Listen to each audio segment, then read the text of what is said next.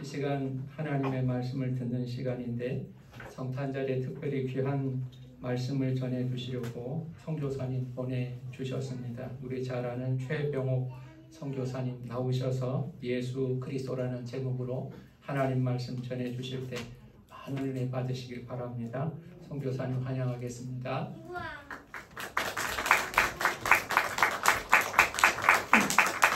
네, 할렐루야. 주님의 이름으로 문안드립니다. 이 세상에서 가장 존귀하신 이름이 있죠. 그분의 이름은 예수 그리스도이십니다. 오늘 성탄절의 주인공이신 예수 그리스도. 제가 많은 교회를 다녔지만 예수님 성탄절에 케이크 앞에 준비한 교회는 오늘 처음이에요. 오늘의 주인공이신 예수님, 그분을 우리가 스스로 잊어버릴 때가 많습니다. 다른 일로. 그런데 오직 예수 그리스도 그분에게 초점을 맞춰서 오늘 케이크 준비하신 이 모습을 보면서 우리 탑동중앙교회 우리 예수님께서 얼마나 귀하게 생각하시는지, 우리 주님께서 여러분에게 고맙다, 내 생일 잊지 않고 케이크도 준비해주고 또 어린이 우리 유아부터 우리 어르신들까지 다 이렇게 축하의 찬양을 불러주어서 고맙다라고 우리 주님 말씀하신 줄 믿습니다. 우리 옆에 있는 분에게 인사하겠습니다. 잘 오셨습니다. 잘 될 것입니다. 네, 더 잘 될 것입니다. 더 잘 될 것입니다.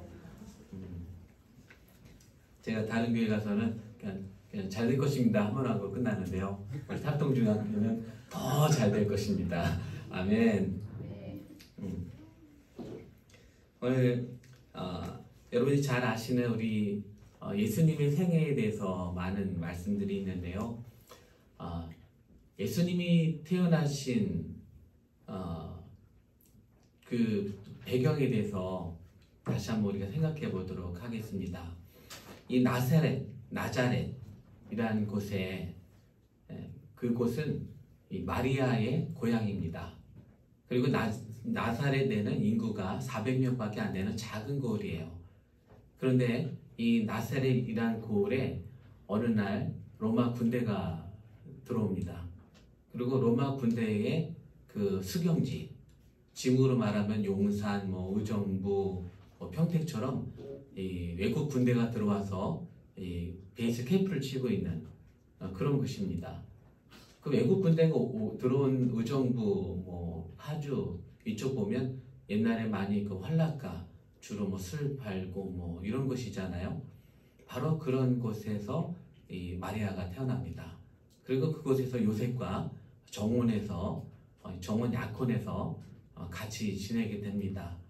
바로 그곳에 가브리엘 천사가 나타나서 요셉에게 또 마리아에게 성령으로 잉태되는 아기가 있다. 그의 이름을 예수라 하라 라고 말씀하십니다.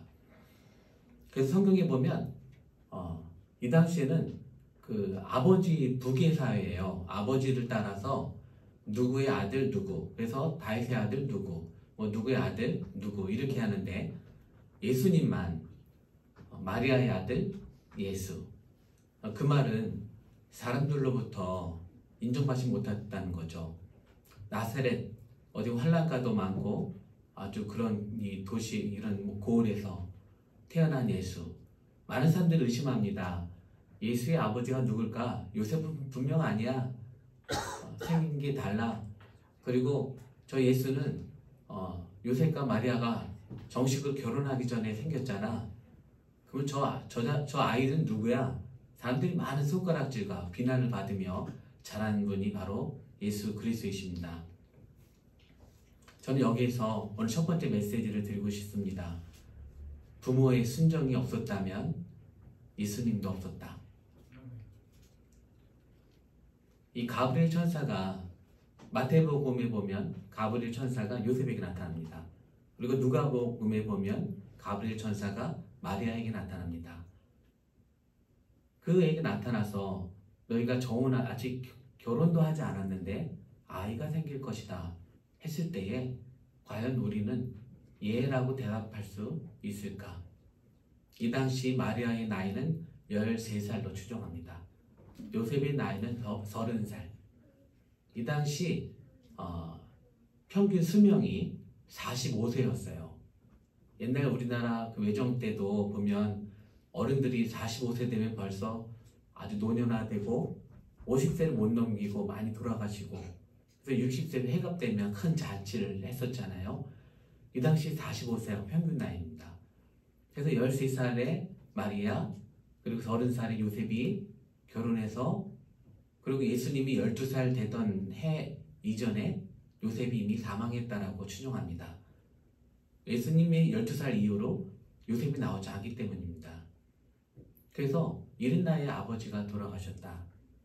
근데 그분들의 위대함이 있어요. 전 요셉에 대해서 성경에서 보면 의로운 자라고 되어 있습니다. 표현은 안 되어 있지만 저는 요셉을 생각할 때 아주 우직하고 아주 순수하고 또 아주 세상에 물들지 않은 그런 분이었다라고 생각을 합니다. 왜냐하면 그 인구 조사를 할 때에 나세렛에서 그 베들레헴까지 그 만삭이 된 마리아를 데리고 160km를 가야 되는 거예요. 근데 그 인구 조사하는 기간 1년이었기 때문에 아무 때나 가도 돼요. 그런데 이 우직한 요셉은 가야 돼, 가야만 돼. 가서 호구 조사하라고 했으니까 우리는 해야 돼. 만약 우리처럼 영악한 우리라면 많은 이유를 대서 못 간다고 말할 거예요. 아니 지금 만삭인데 가다가 혹시나 유산하면 어떻게, 가다가 갑자기 출산하면 어떻게, 많은 이유가 있어요. 못 가는 이유가. 그럼에도 불구하고 요셉은 그 만삭에 마리아를 데리고 걸어갔는지 혹은 낙이라도 태우고 갔는지 우리는 알 수 없지만 160km를 갑니다. 거의 하루 20km 간다 생각해도 거의 7일, 8일 이상을 가야 되는 것이죠. 또 만삭이기 때문에 더 느리게 갔을 거라고 봐요. 그럼에도 불구하고 요셉은 그 만삭의 아내를 데리고 가는 요셉, 그 모습 속에서 저는 순종의 모습을 봅니다. 주님께 가브리엘이 천사가 나타나서 아직 결혼식도 안 했는데 아기가 태어났을 때 그것을 예라고 대답한 요셉, 그리고 나라의 그 식민자에서 그 권력자의 말을 듣고 싶지 않지만 그러나 그들이 말했을 때 거기에도 순종해서 정말 바보처럼 무직하게 걸어가는 요셉, 그리고 이 13살의 마리아가 천사가 나타나서 너가 아이를 갖게 될 거야 했을 땐 얼마나 많은 두려움이 있었을까요? 내가 아직 결혼도 하지 않은 몸인데 어떻게 내가 아이를 갖게 되면 사람들이 뭐라고 할까? 당장 나의 부모님은 뭐라고 하실까? 과연 내 친구들은 뭐라고 할까? 많은 사람들의 그 시선과 눈총 속에서 과연 예라고 대답할 수 있었을까요? 그럼에도 불구하고 요셉과 마리아는 예라고 말합니다. 어쩌면 불의하고 어쩌면은 이성적이지 않고 전혀 현실적이지 않은 그런 요구 앞에서 예라고 말합니다. 지금 이 시대를 살아가면서 우리는 너무나 영리하고 또 영악하고 현실적이고 아주 실리적인 것을 추구합니다. 단 하나도 손해보기를 원치 않습니다. 조금의 오해도 받고 싶지 않습니다. 그럼에도 불구하고 예라고 말할 수 있는 요셉과 마리아의 순종이 있었기 때문에 구약에서 예수 그리스도께서 이 땅에 오시는 그 말씀이 성취가 됩니다. 오늘 그것은 또한 저는 부르심이라고 저는 믿습니다. 오늘 여러분에게 주님께서 부르십니다. 때로는 내 이성적으로 이해할 수 없어요. 왜 160km를 가야 됩니까? 만삭으로 왜 가야만 합니까? 전혀 이해할 수 없어요. 그럼에도 불구하고 가는 것, 바로 주님의 부르심이 이해할 수 없지만 그것을 순종했을 때에 말씀의 언약이 성취된다. 오늘 여러분 부모님의 순종으로 말미암아 주님의 언약이 성취되는 주님의 축복된 가정 되시기를 주님의 이름으로 축원합니다. 오늘 두 번째 예수 그리스도에 대한 두 번째 메시지는 How to believe와 How to do에 관한 것입니다. 오늘 이 말씀 요한복음 17장 3절의 말씀은 How to believe. 그래서 예수 그리스도를 아는 것, 어떻게 예수 그리스도를 믿을 수 있을까에 대한 말씀입니다. 안다라는 것은 공부를 한다는 거죠.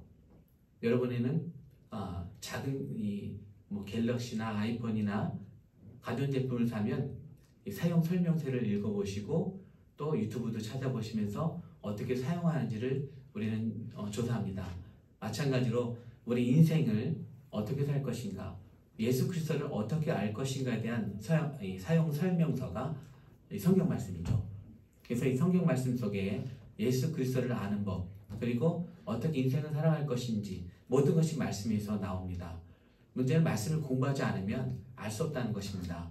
우리가 말씀을 공부함으로 머리로 알죠. 그리고 우리가 성령을 체험하면서 가슴으로 우리는 예수 그리스도를 체험하고 그분을 압니다. 그래서 이 아는 것, 예수 그리스도를 아는 것, 머리로만 아는 것이 아니라 가슴으로 또 체험적으로 아는 것이 우리에게 필요하겠죠. 오늘 이 차가운 난방 안 될 때 주님이 전에 한번 나오십시오. 홀로 앉으십시오.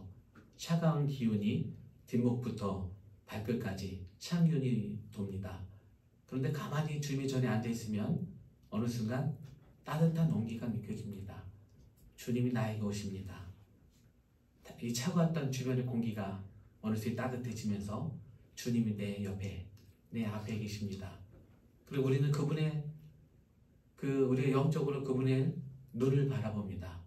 예수님의 눈을 바라보고 그분의 얼굴을 바라보고 또 그분의 손을 잡아보고, 그것은 여러분이 홀로 교회에 나오셨을 때 누릴 수 있는 축복이에요.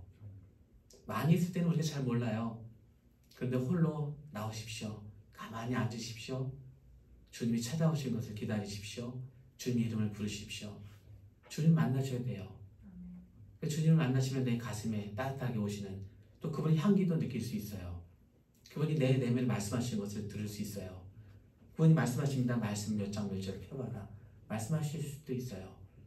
그래서 여러분 머리로만 아는 주님이 아니라 가슴으로 주님을 만나고 싶다면 여러분 홀로 나오셔야 돼요. 예수님 만나는 건 다른 분이 도와줄 수 없어요. 홀로 나오셔서 개인적으로 만나셔야 돼요. 밤에 나와서 불 꺼진 예배당에 들어오면 처음에는 무서워요. 막 머리가 쭈뼛 쓰는 게 무슨 귀신이 있는 것 같기도 하고 무섭잖아요. 그런데 예수님의 이름으로 이 두려움을 물러가라 기도하고 그 찬양을 하면 그 어두웠던 예배당 안이 불을 킨 것도 아닌데도 환하게 영광이 비춰옵니다. 주님이 앞에 계십니다.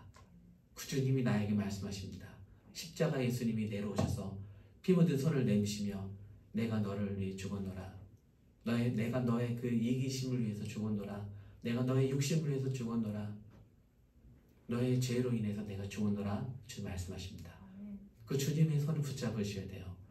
그래서 홀로 주님 밤에도 나오십시오. 나와서 주님 앞에 엎드리십시오. 그 주님을 만나십시오. 주님의 손을 잡으십시오. 그러면 이제 How to believe, 예수를 우리가 말씀을 공부하고 기도하면서 주님을 만났어요. 가슴으로 주님을 알아요. 그 다음에 우리가 무엇을 해야 될까요? 오늘 4절로 6절에 보면 How to do, 우리가 머리로 알고 가슴으로 만난 예수님을 이제는 어떻게 우리가 삶으로 예수님을 전할 것인가, 우리가 어떻게 예수님의 제자의 삶을 살 것인가, 어떻게 신자의 삶을 살 것인가, 바로 이 말씀이 나옵니다. 하나님이신 예수님, 하나님의 아들이신 예수님, 그 하나님이신 아들이신 예수님이 이 땅에 오셔서 많은 사람들을 전도합니다. 근데 모두가 떠나가고 12명의 제자가 남습니다. 그 중에 한 명 가는 유다마저도 배신합니다. 11명의 제자, 30대의 예수님이 20대의 제자들, 청년들을 제자 훈련시킨 거예요. 많은 사람들이, 어른들이 30대의 청년들에게 너희는 어리다라고 말합니다. 너희가 뭘 할 수 있냐라고 말합니다. 20대의 예수님의 제자들, 20대의 여러 청년들에게 많은 사람들이 너희가 뭘 할 수 있느냐라고 말합니다. 아닙니다. 30대의 예수님이 20대의 제자들과 함께 세상을 변화시킵니다. 여러분 결코 어리지 않습니다. 20대에 여러분 꿈을 꾸시고 30대에 세상을 변화시키는 일을 시작하실 수 있습니다. 예수님이 그렇게 하셨어요. 오늘 예수님께서 오늘 우리에게 귀한 말씀을 주시는데, 예수님이 이 땅에 오셔서 하나님 아버지의 부르심에 대해서 순종합니다. 뭐라고 말씀하시냐면 6절에 세상 중에서 내게 주신 사람들에게 내가 아버지 이름을 나타내었나이다. 그들은 아버지의 것이었는데 내게 주셨으며 그들은 아버지의 말씀을 지키었나이다. 예수님이 향한 하나님의 부르심은 갑자기 세상을 변화시키거나 무슨 혁명을 일으키거나 어떤 그런 일이 아니었어요. 예수님이 에게 맡겨진 사명은 나에게 맡겨진 사람들을 잘 지키는 것, 나에게 맡겨진 사람들에게 말씀을 가르치고 그들의 말씀을 지키게 하는 것, 이것이 예수님의 사명이었습니다. 예수님 이 땅에 태어난 목적이었어요. 우리는 많은 것을 꿈꿉니다. 많은 화려한 것을 계획합니다. 그런데 오늘 주님 말씀하십니다. 너에게 단 한 사람, 그 사람이면 족하다. 그분은 곧 예수 그리스도이십니다. 아멘. 우리 생애에 예수 그리스도, 그분 한 분이면 족합니다. 아멘. 왜요? 여러분 최근에 아파트가 많이 올라갔다가 내려갔잖아요. 내가 가졌다고 생각했잖아요. 그런데 한순간 잃어버려요. 내 건강도 내 것인 줄 알았는데 건강도 나이가 드니까 잃어버려요. 내가 잃어버리는 것은 결코 내 것이 아니었어요. 누군가가 빼앗아 갈 수 있는 것은 내 것이 아니었어요. 아무도 나에게서 빼앗아 갈 수 없는 것, 오직 그분은 예수 그리스도이십니다. 아멘. 이 세상 모든 것을 다 잃어버릴 수 있지만 우리가 잃어버리지 않는 오직 한 가지, 예수 그리스도. 그리고 오늘 주님 말씀하십니다. 말씀을 지키게 하라. 오늘 우리 탁동중학교에 목사님 되면 목자의 냄새가 나요. 전에도 말씀드렸어요. 목자에게서는 양의 냄새가 납니다. 진짜 목자에게서는 양들의 냄새가 나요. 그들과 함께하며. 그래서 오늘 주님의 우리 목자 되신 예수님, 그 예수님의 향기는 누구의 향기냐면 바로 여러분의 향기예요. 여러분의 말씀을 지킨 그 향기. 이 세상에서 때로 억울하고 손해보고 오해받고 아무도 날 이해해주지 않아도 말 한마디에서 우리는 상처받아요. 서운해져요. 왜 저 사람은 나에게 저렇게 말할까? 이유 없이 걷어차인 것 같아요.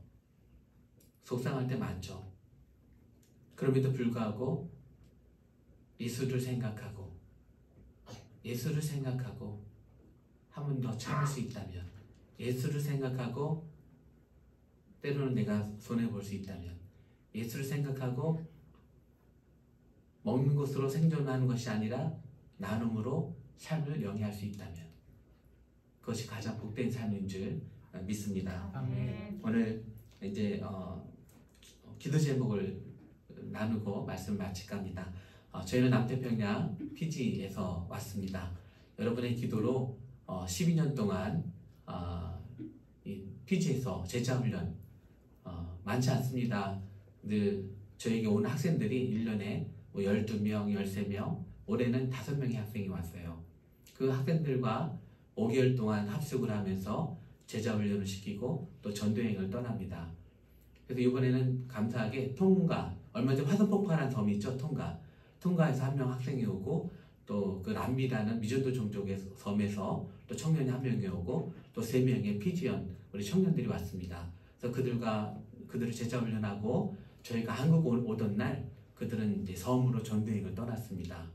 그래서 12년 동안 저희가 한 일은 바로 이 제자훈련이에요. 예수님의 제자를 만들고 그들의 말씀을 지키게 하는 것이죠. 이 원주민들을 제자훈련하는 것이 한국에서 제자훈련하는 것보다 많이 어려웠어요. 예를 들면 제가 안양성결교에서 청년들을 제자훈련할 때 5년이 걸렸거든요. 제자훈련부터 사역자까지 되기까지 5년 걸렸는데, 그리고 국군중학교에서 교육 목사들이 있으면서 군인들을 양육하니까 2년 6개월이면 되더라고요. 군인들이 빨라요. 받아들이는 게. 받아들이면 바로 충성해요. 그런데 이 PG에 가서 원주민들을 재정훈련하는데요. 10년이 되니까 좀 되더라고요. 한 1년 가르치다가 어느 날 마음에 안 들면 도망가요. 그리고 1년 동안 막 돌아다니면서 제육하고 돌아다녀요. 아, 저기 최병호 목사 뭐 그냥 어쩌고 뭐 저쩌고 그냥 이 교회 저 교회 뭐 다른 데 다니면서 막 제육하고 다녀요. 다 들리죠. 근데 저는 그냥 침묵합니다. 그리고 어느 날 그 형제가 다시 돌아와요. 1년 후에. 그럼 또 저는 또 웰컴 해주는 거예요. 축복해주고. 딱 1년 잘 있어요. 그럼 또 어느 날 또 도망가요. 그럼 또 막 가서 또 제육하고 돌아다닙니다. 어느 날 또 돌아와요. 그럼 또 훈련시켜요. 그렇게 한 몇 번 하다 보니까 나중에 자라가는 것을 보게 됩니다. 왜냐하면 주님이 저에게 맡겨주신 양들을 잃어버리지 마라. 주님께서 말씀 부탁하셨어요. 내가 너에게 보내준 양들 요람에서 무덤까지 책임져라. 오늘 이 교회가 무엇입니까? 어린아이들이 태어납니다. 그리고 그들이 자라갑니다. 그리고 목사님이 왜 목자의 냄새가 날 수밖에 없냐면 양들은 멀리서 보면 아름답지만 가까이서 보면 아주 더러워요. 막 구더기 냄새 나고. 그럼에도 불구하고 목자는 그것을 다 품어주죠. 그리고 다 받아줍니다. 마음이 썩어 무드러지죠. 다 받아줘요. 그러나 왜요? 마지막 장례식 잘 치러서 천국 보내드릴 때까지. 그것이 바로 목자의 마음입니다. 많은 분들이 오지만 그분들 다 받아주고 잃어버리지 않는 것이 목자의 마음이죠. 그래서 저 또한 PG에서 그들이 저를 속이고 저를 모함하고 저를 욕할지라도 다 받아주고 속아주지만 말해줘요. 너가 나 속이는 거 알아. 하지만 난 속기로 결정했어. 왜냐하면 너 안에 예수님이 계셔. 너는 앞으로 자라갈 것이고 너는 멋진 지도자로 자랄 거야 라고 말해주는 것이죠. 저희가 이제 12년 사역을 하고 여기 한국에 올 때 갑자기 저희 사는 집 주인이 나가라고 했어요. 그래서 저희가 갑자기 올 때 있는 짐을 저희 베이스 원주민 사역자들 있는 곳에 방 한 칸을 다 모아놓고 그냥 왔거든요. 이제 돌아갈 집이 없어요. 가면 집부터 알아봐야 되고. 근데 감사해요. 네. 선교사의 삶, 순례자의 삶. 오늘은 이것, 내일은 저것, 조복음 전하리. 그래서 또 기도하면서 하나님, TG가 저희 12년 제가 제 생애에서 가장 오래 많이 사역한 곳인데 이제 제가 그 제자 훈련하다 보니까 이들이 자라가고 리더가 되어서 제가 이제 관리자 입장이 되었어요.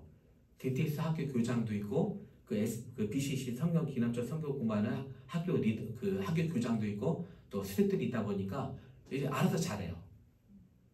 그래서 저 이제 관리자로서 서로 싸우지 않게 서로 분쟁이 없게 잘 관리해주고 큰 울타리를 잘 보여줘서 저희 사역이 잘 될 수 있도록 해준 일이 저희 역할이에요. 그러다 보니까 때로 좀 안일해지더라고요. 익숙해지고 이제는 좀 편안하다 생각하고 그냥 여기서 이렇게 그냥 평생 살아도 되겠다라는 생각이 어느 날 들기 시작하더라고요. 그런데 이번에 갑자기 집주인이 나가라고 할 때에 저는 그게 성령님의 음성으로 들렸어요. 내가 안주하고 여기서 더 오래 살고 싶고 이제 편안하다고 생각할 때에 갑자기 나가라 하니까 딱 주님께서 내가 뭔가 말씀하시는구나. 내가 떠날 때가 된 건 아닌가. 그러면서 주님 말씀하시면 어디든지 가서 다시 개척하겠습니다 라고 주님 앞에 기도드렸어요. 그래서 지금 기도 중에 있고요. 주님 말씀하시면 뭐 피지든 그래서 좀 한 가지 마음 주신 데가 라오스가 좀 마음이 또 오고 그래서 주님께 기도하고 있습니다. 그래서 저희가 다시 피지로 일단 돌아가서 저희 현재 리더들과 또 기도해야 되고 또 있는 사역들을 잘 이양도 해야 되겠고요.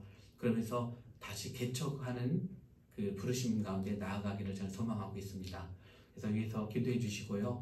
오늘 저희 아내하고 저희 세 자녀가 왔습니다. 주님을 가족들과 저희 자녀가 많아요. 1남 3녀 아시죠? 아무 후원도 없이 성지로 갈 때에 제 안에 의심이 있었어요.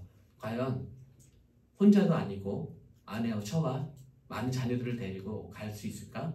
주님 과연 우리가 굶지 않고 살 수 있을까? 근데 하나님이 하시더라고요.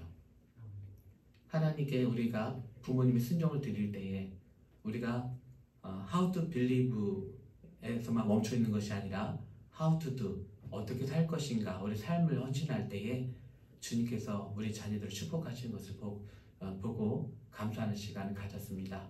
오늘 이와 같이 여러분 우리 탑동중앙교회 주님께 순종할 때에 2023년 더 많이 잘 되시고 더 많은 주님의 축복을 누리시는 우리 탑동중앙교회 되시기를 주의 이름으로 축원합니다. 아멘. 기도하겠습니다. 하나님, 주님의 부르심이 엄청난 것이 아니라 나에게 맡겨주신 양들을 잘 지켜라, 그들이 말씀을 지키게 하라 라는 말씀을 주셔서 감사합니다. 세상에 잃어버린 것을 쫓아 사는 헛된 삶이 아니라 우리의 영화로운 삶, 바로 예수 그리스도께서 우리에게 분부하신 우리의 양을 지고 또 양을 먹이며 그들을 지키는 삶을 가장 축복인 것을 깨달아 우리에게 맡겨진 구역 식구들, 우리의 가족들, 그들을 잘 지키고 주님께 인도하는 우리 귀한 탑동중앙교회 되기를 주의 이름으로 기도합니다. 하나님, 저희는 또한 가지만 하나님, 우리 교회 주님 사랑하시죠. 우리 성도님들 기도마다 응답하시고 더 잘되고 큰 주님의 은혜를 누릴 수 있도록 역사하여 주시옵소서. 감사하며 우리 주 예수님의 이름으로 기도합니다.